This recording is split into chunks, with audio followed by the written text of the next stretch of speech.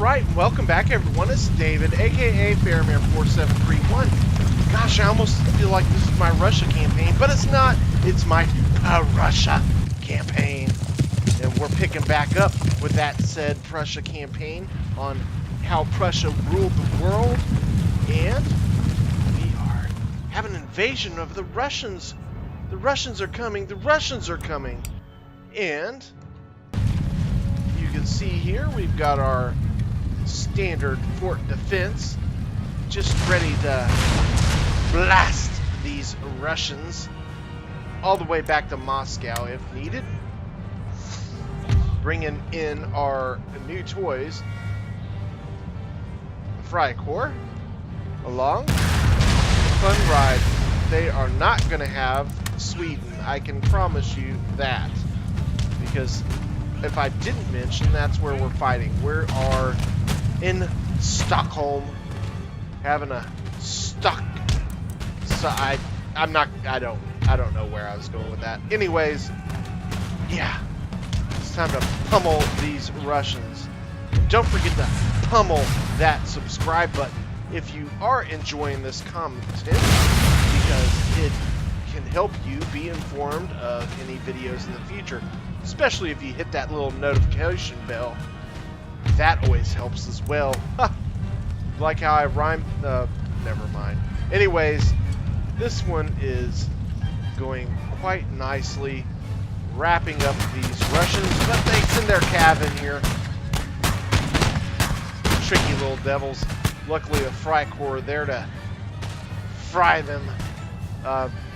Yeah, my jokes aren't so good. They're not hitting on all the cylinders today. Just got one unit left to take care of, and he shall be wiped out quite easily. So, or actually there's one out there in the thing, but I don't think you care to sit around for another 20 minutes watching that. So we're going to jet ahead to some more fun. Alright, so that deed is done. Unfortunately, there's still quite a few of them left. Okay, so just north of London, we got this little engagement. Apparently, it's a bit frosty in London these days. Well, it's going to be extra frosty for them as we extend our line with our light dragoons. It's a very powerful, important unit, as are the Freikorps, as they load or unload on these cav coming in. We've got our artillery set to take some overranging shots at their artillery. Hopefully we can get some shots and knock them down. As you can see, that artillery fight has commenced quite nicely. Now you can see here why light dragoons can be such a potent fighting force. And you have 60 men firing all at once with 50% accuracy. It doesn't get much better than that. You can see the amount of pain we unleashed upon that British line right there. And again, British line have pretty good morale, but taking on that much, you can see over there he has routed out. And over here on this flank, we don't want to take unnecessary damage, so we're just going to continue to fire and kite back. That way we take as little damage as possible. Over here where the majority of their force is concentrated, we have the artillery focused in helping out. Now I am standing in here with my light dragoons taking a little bit of a firefight, just because I outnumber these lines so vastly.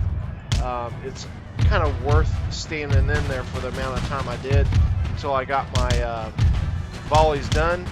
Then I'm pulling my light dragoons out of there so I don't take any more losses. We'll just wrap that line over.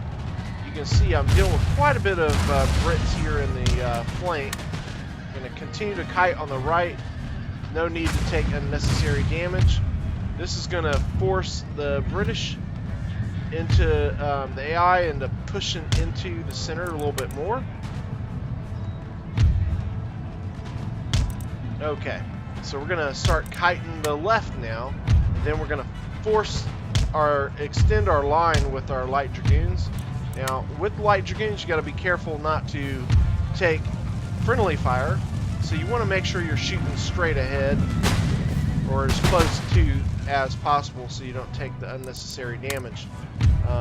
That's where a lot of people kind of miss the boat on them, if you will. We're going to send them off to start running down some of these units and wrapping up this artillery. And then these other two are just going to come over here and assist in this firefight. They did get a pretty good shot on them. You could hear them whimpering from the artillery, but so we're just going to continue again to kind of wrap or change our formations over here on the right, so that way we can make sure we're getting the most for our bucks there. Okay. Send them guys off to run them down. It looks like this one's running out. My Deathheads Hussars. Damn, they're shooting at my general with sons and guns. Okay, my Deathheads Hussars are about to get into the fun.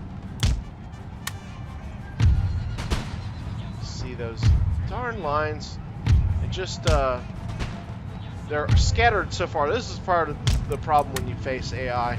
It's just scattered with no rhyme or reason. And that's why, honestly, sometimes fighting new players in multiplayer can kind of sometimes be a little challenging because they act so erratically, or it's just crazy how they react to your formations. So they don't always make the best decisions, and it's kind of unorthodox, so it kind of throws you off a smidge, if you will. Okay. Continue to push forward, continue to run down the artillery in the back.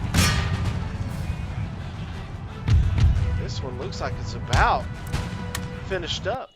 Okay, so they just took a devastating loss there. Ooh, they lost a whole army. Oh, those Russians, dagnabbit. I do need to block that. They could have got over the strait there. So that was kind of bad foresight by me. So I have invested quite a bit of money in that and don't really want to fight that. Back and forth there. See where Maratha landed. Right now I don't have any idea.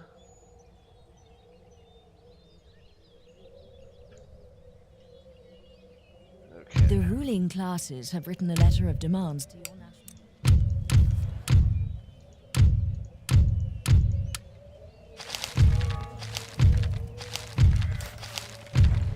Alright, let's take a look. Hopefully they landed on Poland, Lithuania. Don't see their fleet. Oh, here they are. Okay, well, at least they're coming for France or something.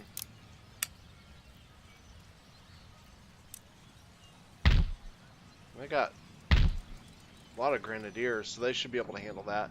A lot better than them coming after me. Anyways, we're going to send some troops up here to help defend. So we'd just taken Gibraltar, which is pretty darn huge. Build that up, unfortunately. Stick these Germans in there. Okay, so we got London under siege, and I don't think we need to really fight that. We lost 64. Die Truppen auf die Schlacht vorbereiten. Britain is about to go away. Let's slide over here. Finish them off. Yes, sir. Killing blow. Niemand wird uns besiegen. See ya, Britain.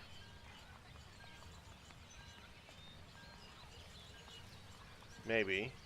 Come on. Alright, so this is going to put a couple new nations on the map.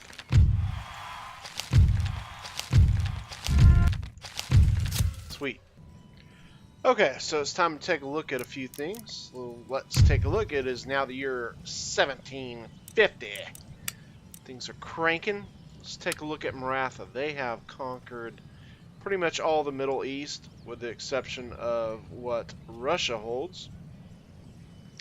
And of course they have all of the India Peninsula except for Mysore. So pretty massive. They got a fleet right around here. They're going to cause some problems for us because they have an army on board. So they're either going to go after Savoy or Genoa.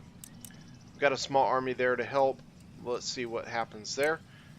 Alright, the Ottomans are down to just 2 regions left, Rumelia and Moldavia. And that is due to the fact, of course, Maratha has taken over quite a bit. They're still at war with them.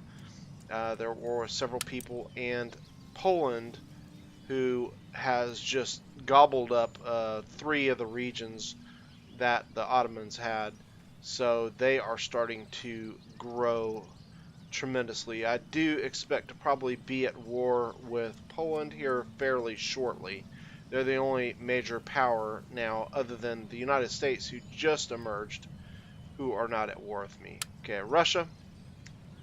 They are, at least they took over one region from Sweden that we last checked in. Other than that, they are pretty unchanged. Spain has dropped down to 2 African regions, and Portugal is all that they maintain at this point. And of course, their America holdings. And the United States now is an emerging nation. They have, of course, the 13 colonies. As far as minor nations, Cherokee nations just came back. And Cortland is still unchanged. Denmark is just holding Iceland still. Joa, we have with, of course, their 2 regions. We gave them back one. We gave them France, and we gave them Ireland. And that's just to make things fun. Greece is just holding, of course, Greece. And the Huron are just holding 2 regions. Inuit, just holding their home region. The Iroquois now have 2 regions. Knights of St. John, of course, just held that one region, Mysore. We just spoke about the Plains Nations. Then the Pueblo, Quebec, Savoy, who is now one of our protectorates. They own Scotland, Savoy, and Tripoli. And Venice, who just holds on to 1 region. So 50 years in, this is where we stand. We're making quite a sum of money. We just built up a massive amount of armies. So things are going quite well there. Making 22 a pop, and we are always applying that to building up our regions. So that's just going to build and build as we go on, because a lot of these more money buildings, I guess I'm saying that correctly, are really going to start reaping the benefits here shortly.